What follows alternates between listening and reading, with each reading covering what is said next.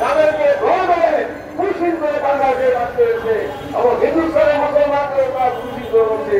আমি তীব্র প্রতিবাদ জানাচ্ছি এই হিন্দুস্তান গভর্নমেন্টের। আপনারা জেনে হিন্দুস্তান আমাদের কোনো বন্ধু হবে না, হিন্দুস্তান আমাদের চিরশত্রু। হিন্দুস্তানকে আমাদের প্রতিহত করতে হবে, আমাদের খুশিকে আমাদের প্রতিহত হবে। এই বলে সবাইকে আমি ধন্যবাদ জানাই আমার বক্তব্য শেষ করছি। আসসালামু আলাইকুম ওয়া রাহমাতুল্লাহি ওয়া বারাকাতুহু। নাজরুল হাসান সংক্ষেপে আমাদের মধ্যে বক্তব্য রাখছেন। বিসমিল্লাহির রহমানির রহিম। উপস্থিত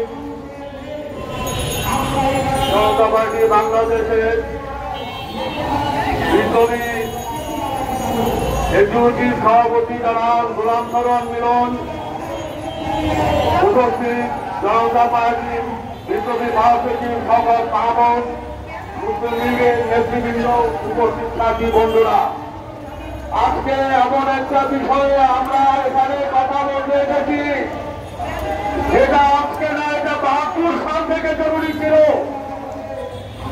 ভারত আমাদের শত্রু রাষ্ট্র, এইটা আজকে জনাব ওয়াকার সাহেব সেনাপ্রধান ইঙ্গিত করে বলেছেন এই জাতিকে এই জায়গায় ঐক্যবদ্ধ হতে হবে। ৭২ সালে স্বাধীনতার পর ছাত্রলীগ দ্বিধা বিভক্ত হয়, এটাই ভারত করিয়েছিল। সিরাজুল আলম খান আজকে সেই দিনের মাস্টার মাইন্ড, তাকে সেদিন বঙ্গবন্ধুকে সেইখানে যাইতে দেয় নাই। এইভাবে স্বাধীনতার মুক্তিযুদ্ধ এবং মুজিব বাহিনীর মধ্যে দ্বিধা বিভক্ত করেছে।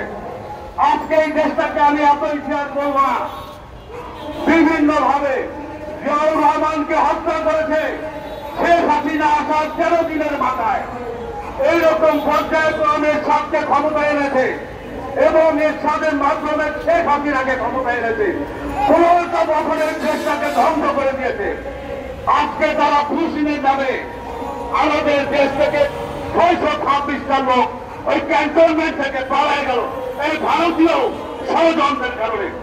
এই দায়িত্ব আমাদেরকে কাউকে না চাপিয়ে আমাদেরকে জাতীয় ঐক্যবদ্ধ হতে হবে। ভারত হল আমাদের চিহ্নিত শত্রু।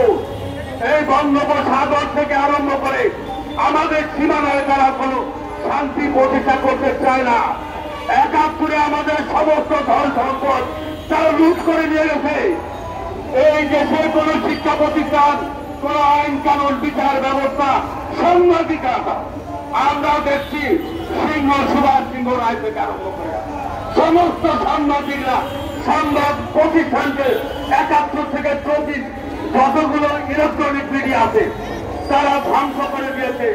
আজকে এখানে কথা বলার কোন সুযোগ নাই, শুধু একটা কথা বলবো, জনতা পার্টি বাংলাদেশ এই আহ্বান জানায় আসেন বিদায় সন্তোষ ভুলে আজকে আওয়ামী লীগের বিরুদ্ধে, আজকে ভারতের বিরুদ্ধে, আজকে দুইটা, একটা হলো ভারত আর একটা হলো আওয়ামী লীগ। আজকে আমাদের এইটা ঐক্যবদ্ধ হবে। একে যদি মোকাবেলা না করতে পারি আমরা এদেশে বিসমিল্লাহির রহমানির রহিম বলতে পারবো না। আমাদের মসজিদ, মাদ্রাসা, মন্দির কিচ্ছু থাকবে না। আজকে বিএনপি এদেশের মৌলানা মৌলবীদের বিরুদ্ধে ফজলুর রহমান বিএনপির অ্যাডভাইজার কথা বলতেছে। শোনেন, ভারতের ষড়যন্ত্র বিএনপির মধ্যে আজকে আশ্রিত হয়েছে। আজকে বিএনপি, আওয়ামী লীগ এদেরকে আমরা বলবো আসেন আমরা ঐক্যবদ্ধভাবে আমরা আগামী দিনে এই দেশকে ঐক্যবদ্ধভাবে আমরা সার্বভৌমত্ব আমরা উদ্যোগ রাখি। আজকে সিঙ্গাপুর বলেন, ফ্রান্স বলেন, অস্ট্রেলিয়া বলেন, নির্বাচন নিয়ে হয় না। আমার দেশে এই নির্বাচনী ব্যবসা, কে যদি নির্বাচন হয় তাদের যে এই কমিশন দিয়ে পাবে। আমরা নির্বাচনে চাইতে আজকে দেশের সংস্কার এবং এই দেশের আগামী দিনের একটি স্বাস্থ্য গণতান্ত্রিক সরকার